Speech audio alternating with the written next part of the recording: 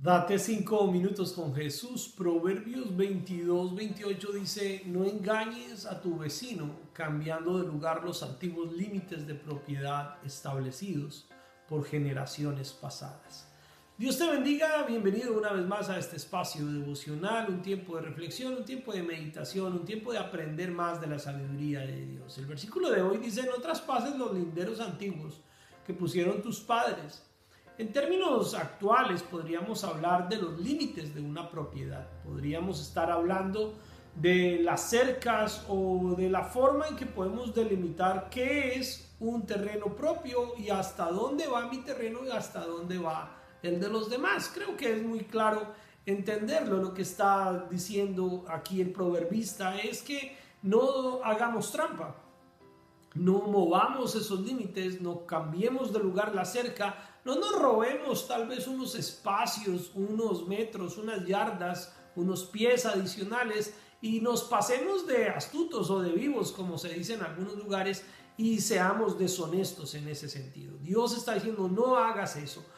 Mantén el tamaño de tu terreno tal como lo recibiste, de una manera coherente. Hoy en día, obviamente, existen normas, existen leyes, existen instituciones encargadas de verificar que los límites de un terreno estén de acuerdo a lo que dicen las escrituras de propiedad del inmueble o de ese terreno. El problema está que esto no se trata solamente de un tema acerca de terrenos o de cómo delimitar una propiedad.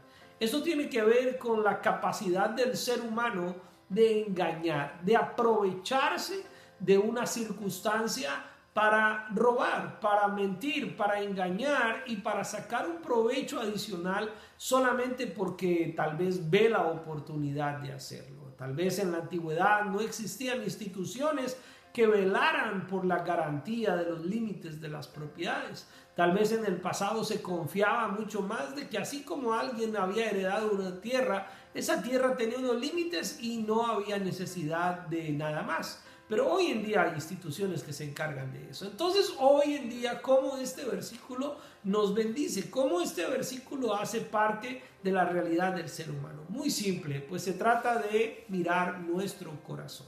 Se trata de cómo está nuestro corazón frente a lo que yo considero correcto, honesto y moralmente aceptable. Recordemos que la moral de este mundo no es la medida de moral que debemos seguir. La moral que debemos seguir es la moral basada en los principios bíblicos y espirituales enmarcados en la palabra del Señor. Así que esto, más que un tema de propiedades o terreno, esto se trata de que nosotros como seres humanos no nos aprovechemos de circunstancias donde podemos robar o donde podemos mentir o donde podemos engañar o donde podemos aprovecharnos de otra persona simplemente porque a veces la gente no tiene el conocimiento o no tiene la manera de defenderse de una situación. Entonces Dios habla aquí a nuestro corazón.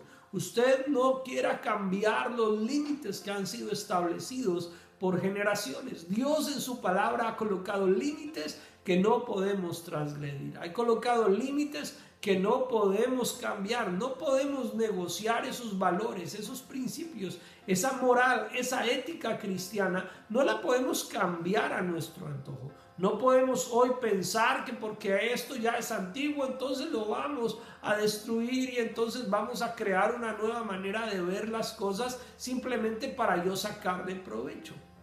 La palabra de Dios, más que hablar de cosas terrenales, nos habla acerca de límites espirituales. Tenemos un terreno espiritual en el cual nos desenvolvemos. Tenemos un terreno espiritual en el cual nosotros podemos vivir una vida agradable. La libertad del ser humano no se trata de romper límites y de desobedecer órdenes. La verdadera libertad del ser humano se trata de saber diferenciar cómo mi libertad y mis límites son necesarios para que la libertad y los límites de otras personas sean también tenidos en cuenta. Cómo mi libertad me permite más bien obedecer y seguir los principios bíblicos de Dios y no ir en contra de su voluntad.